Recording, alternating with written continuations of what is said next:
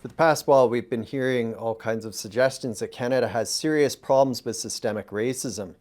Well, today we're talking with an author who did some interesting research to try to look at the numbers in terms of various aspects of whether or not we're seeing this play out in Canadian society. Matthew Lau is a senior fellow with the Aristotle Foundation. Matthew, thanks for taking a few minutes to chat here today.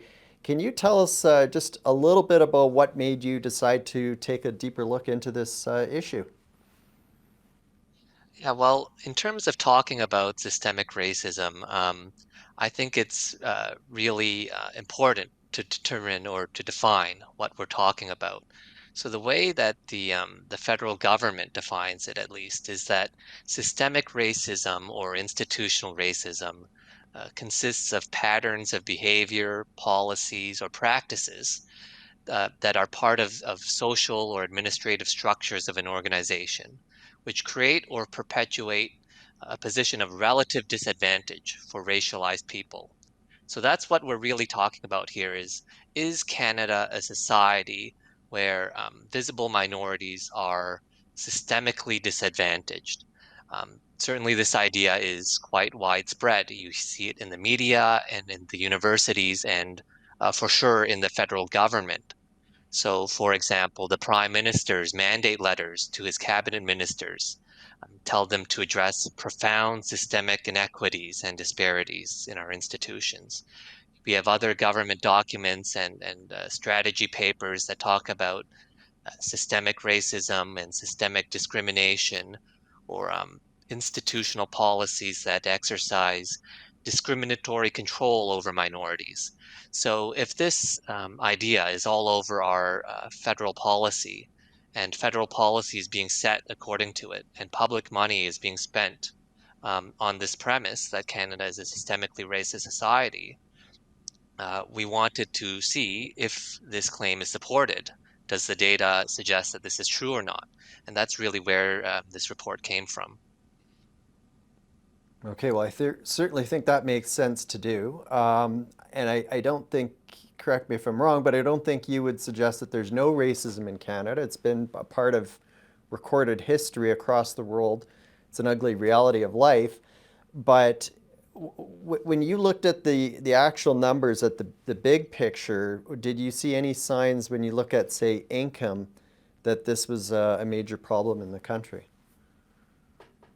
Well, you're right in saying that we would not say there's no racism, and certainly that's something that is always there, and it's important to try to mitigate and to reduce it. Now, when we look at whether Canada is systemically racist and we look at an important metric like income, one thing we could do is try to compare the incomes of the white population versus visible minority groups. Because if Canada was a systemically racist country that systemically disadvantaged minorities, we would expect to see all the minority groups having lower incomes than white Canadians. But if you look at the data, and StatsCan has done some work on this, that's not what it shows at all. So, for example, based on the 2016 census, StatsCan researchers looked at the average weekly earnings of Canadian born people, men and women, from 10 visible minority groups and compared them against their white counterparts. And what they found is that many minority groups actually have higher average weekly earnings. So, for example, among men, Japanese, Korean, South Asian, and Chinese people.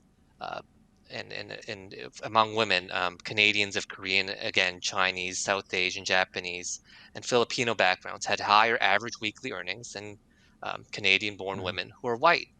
So, we have some minority groups who have incomes that are, below average, some are higher than average, but certainly the fact that among the highest income groups are uh, uh, minority groups, that's just something that you would not expect to see if Canada was a society that systemically discriminated against minorities. And when StatsCan did some research again to try to control for some factors like education and other things that affect income, again you find the same thing. The white population is about in the middle of the segment. They're doing better than some minorities, doing worse than others. Again, that's not at all what you Mhm. would expect if we were a systemically racist country. where all the minorities were oppressed. Okay, I want to ask you about that. Many questions coming up in just a moment.